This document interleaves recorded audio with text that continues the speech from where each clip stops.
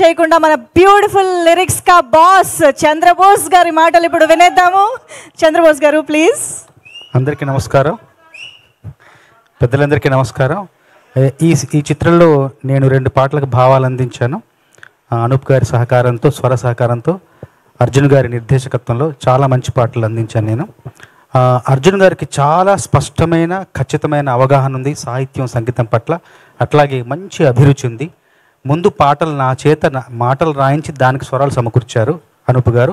అంటే అదొక పాత పద్ధతి. ఆ పాత పద్ధతిలో మళ్ళీ కొత్తగా నా చేత రాయించుకున్నారు. నేను చరిత్ర చరణం కాకపోతే రంగస్థలం సినిమాలో సుక్కుబయ్యతో పాటలు రాసినప్పుడు 6 పాటలు నేనే రాశాను. రాయడం కాదు, నేను సుక్కుబయ్య ఇద్దరం వాకింగ్ చేస్తూ నడుచుకుంటూ పాటలు అనేసుకొని ఫోన్లో మళ్ళీ దేవి గారు చెప్పేవాళ్ళం. దేవి గారు ఆ రాసిన భావాలకు స్వరాలు సమకూర్చేవారు. అట్లాగా 6 పాటలకు కాగితం మీద కలం పెట్టకుండా కేవలం చెప్పాను. అంటే ఆ పాటలకు రచయితను కాదు, కేవలం వచయితను మాత్రమే. 6 పాటలు వచించాను కాబట్టి అది సరికొత్త అనుభూతి. అట్లాగే ఈ చిత్రంలో కూడా 2 పాటలు రాయలేదు, వచించాను. అదే పద్ధతిలో రంగస్థలంలాగానే ఈ సినిమా కూడా విజయవంతం అవ్వాలని మనస్ఫూర్తిగా కోరుకుంటున్నాను.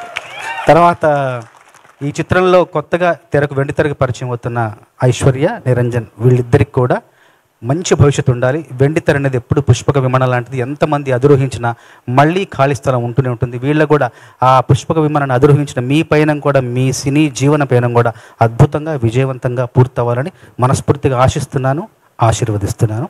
అందరికీ ధన్యవాదాలు. ధన్యవాదాలు sir. Thank you so much.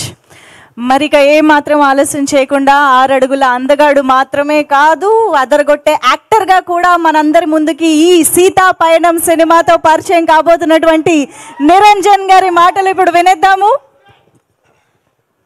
అందరికి నమస్కారం. ఫస్ట్లీ క్షమించండి, నాకు తెలుగు బాగా రాదు, నేర్చుకుంటున్నాను మీ అందరి కోసం. సో ఇక్కడ వచ్చిన అన్ని media, press and fans, thank you so much ఇక్కడ వచ్చినందుకు. ఏమన్నా చెప్తానన్నా.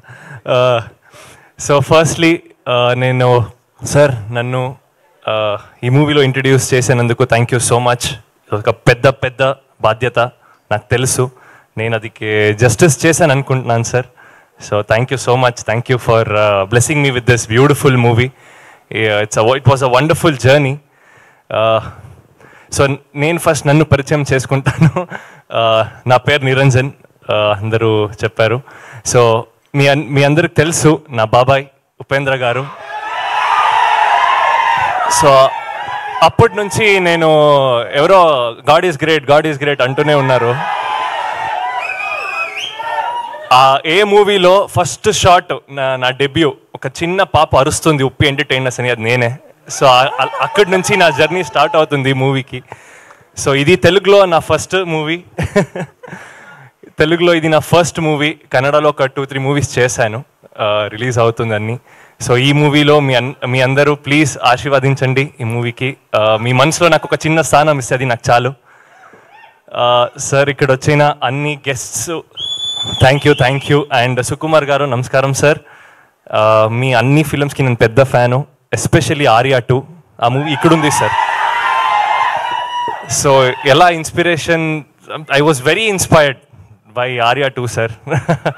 సో మీతో పని చేయాలని ఉంది సార్. ఏదో బ్లెస్సింగ్స్ ఉంటే అది ఆపోతుంది sir. Thank you so much sir.